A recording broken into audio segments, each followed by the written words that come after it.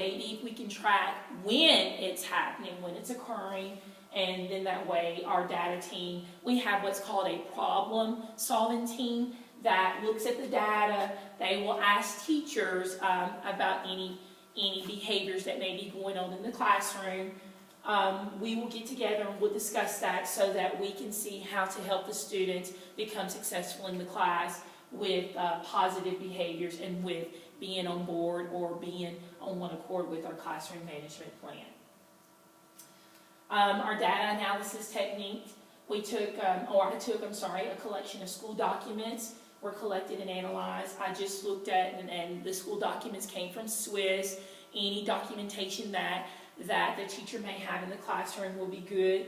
And then I looked at the data to talk about how I could strategically plan an effective 30, 60, 90-day plan for novice or proficient teachers. So, the results and discussions. We all understand that creating a classroom management plan will bring a sense of purpose to the classroom.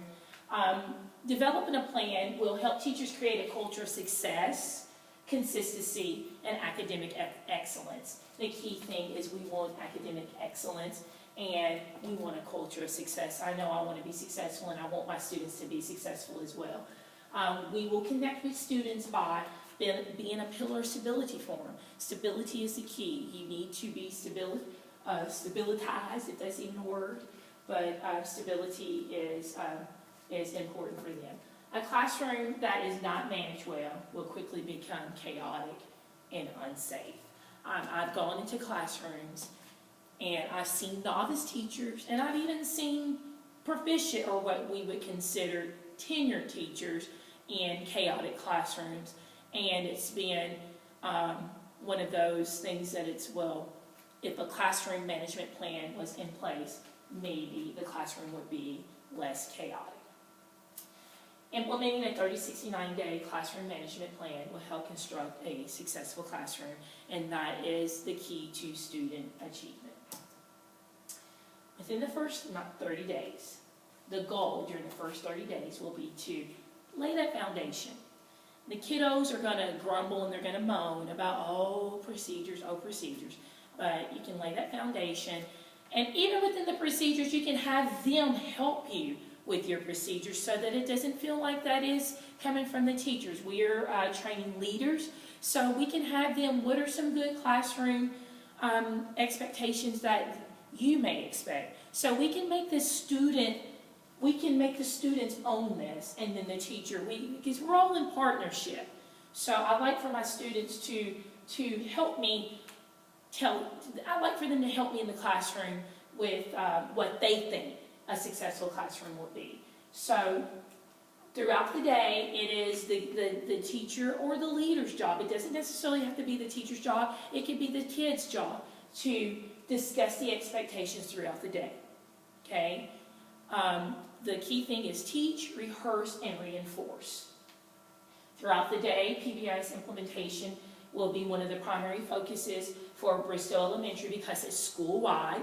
So whatever independently teachers want to do in their classroom, if there's something extra that teachers want to do to implement in their classroom management plan, then by all means they will do so. But also implementing the Bristol PBIS plan will be a must in the 30 days as well.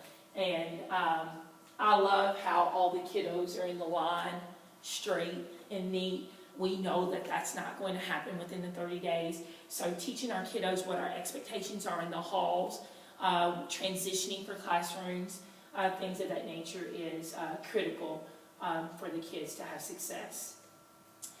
The effective teachers will develop a classroom management plan, and I pulled some examples of what that may look like. Beginning class. When I think about what my schedule was last year, it starts from bell to bell. You have to have a plan in place for them, because if not, kids will come up with their own plan. So at the start of class, it could be something as simple as coming in quietly, get your unpack, go to the restroom, sharpen your pencil, sit down, begin your morning work. There has to be a routine in place for them, because if not, as I said before, they will develop their own plan of action in the morning. What are your expectations during class? Okay, if I'm talking, do you want the kiddos up? Do you want them, are they able to just get up? That needs to be taken care of at the beginning of school. At the end of class, what are your expectations at the end of class? What are your procedures? Okay, so these are some classroom expectations. How do I go to the bathroom? As funny as this may seem, or as silly as it may seem, how do I go to the bathroom? How do I ask for a drink of water? How do I get a tissue? All of those play a key role in having a successful classroom, because you do not want all 15 kids up and then the other 10 or 15 doing their work and then the other 15 not. So this is critical with developing a plan. What are the expectations? And then it has to be visible where they can see it. It does have to be visible. Establishing teacher expectations is the first 30 days. If they don't know your expectations, then they don't know what to do. You can't fault the students. So establishing the teacher expectations, establishing the classroom expectations is a key. Establishing the school-wide expectations is a key. And again, I said lunch, restroom, gym, library, hallway, wherever it may be. At the beginning of the school year, we typically will practice for the first 2 weeks of school. And then after each break is when you'll do it. But if it's not done to mastery, then you will practice the expectations and the procedures as needed. But the first 30 days is very critical in the plan. I like this as I was doing my research and I saw this. What an effective classroom management plan will do is going to ensure that student engagement is on task and that everyone is working and everyone knows what to do once you hit the classroom and once you leave the classroom. And I like this because it said well-managed class equals student engagement, equals a productive learning environment, and equals student success and achievement. And this right here says it all. The teacher smiles and then you have a happy school, because you will have success if the students are in line with what needs to be done. Steps to teaching classroom management the first 30 days. Okay, I said this before, you have to teach. If you don't teach it, they don't know it. Teaching means stating, explaining, modeling, demonstrating. As a teacher, I don't have to demonstrate. I can have them demonstrate. What does an expectation look like? Rehearse. That means you have to keep doing it again, because again, the key is consistency.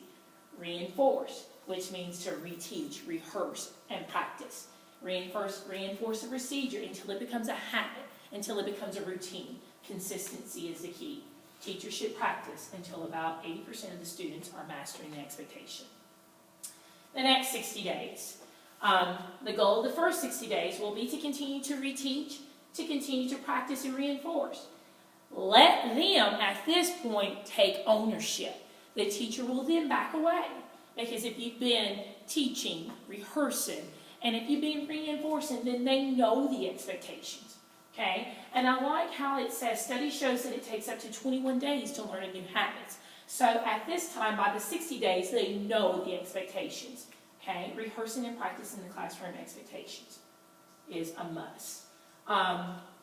This is Bristow Elementary's. Be respectful. This is what we expect. Be responsible, be safe, and be kind. I'm sorry, this is not Bristow's, but this is one that I found is an example of the classroom expectations. So Bristow Elementary says, be respectful, expect success, act responsibly, remain positive, and solve problems.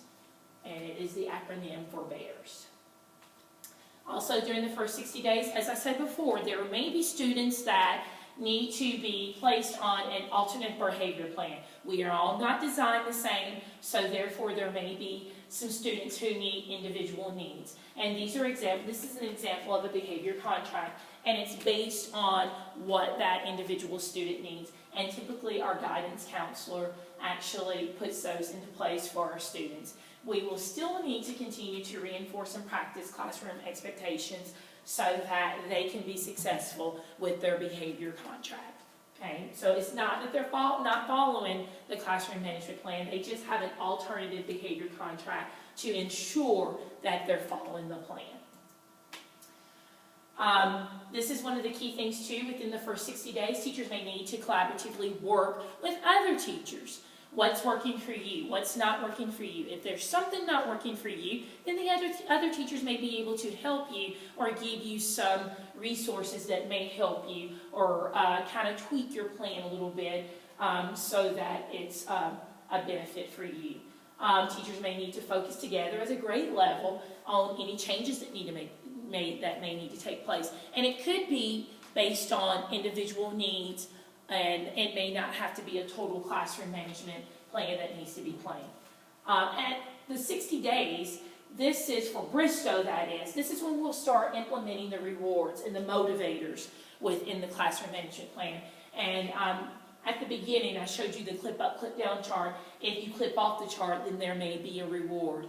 For the child that's on that behavior contract, what are motivators to help them be successful with the contract? So this is when that will be implemented. The first 90 days, of course, would be typically in school, that's around Christmas time. So you do have to come back and teach, rehearse, and reinforce the expectations because sometimes kiddos forget. So it is our job to practice those expectations.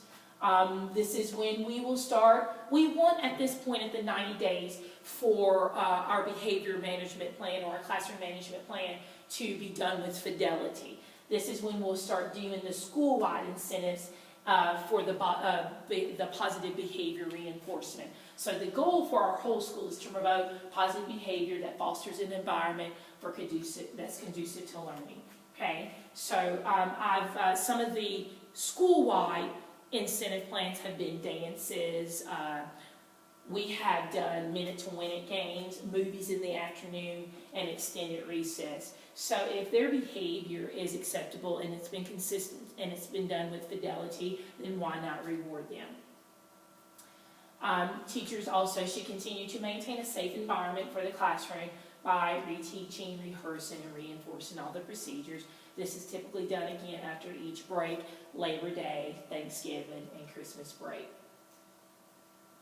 The actions. Teachers will have classroom expectations in place at the beginning of the school year. Also, we will have a common system in place for each student. All teachers and staff will continue to teach Bristow's common bear expectations, as I said, being respectful, expecting success, acting responsibly, remaining positive, and solving problems. We will talk about what does that mean to you and how can we implement that within the school. Teachers will continue to conduct character education sessions for them. And again, here's our Bristow Beer expectations. And each child knows this, and then we talk about what that means to them. The other actions is the PBS leadership team will consistently meet to make any necessary improvements needed in the area of classroom management, and also the problem behavior team will actually meet as well. We will continue to focus on data provided by classroom data and school-wide behavior data to make any necessary changes that we might need. In conclusion, because classrooms are unpredictable places, yes they are, and kids are unpredictable, it is crucial to have an effective classroom management plan. Determining a plan of action is a critical investment of a teacher's time and energy. Providing an effective plan will help promote appropriate student behavior, prevent student misbehavior, and create a sense of order and predictability in the classroom. Classroom management is an essential element of student achievement. One of the key things that, again, this is something that I love, we see them lined up straight. Creating an effective, safe learning environment for our children is crucial for successful teaching and learning. Classroom management will help increase student achievement as well as decrease unacceptable behaviors in the classroom. So being prepared is essential for an effective classroom management. So with implementing this plan, we hope that this will be a benefit for, or I hope that this will be a benefit for novice, proficient, or any teacher. A teacher that's been outside the classroom for a few years that maybe want to come back. But I'm hoping that this classroom management plan will be of benefit for you.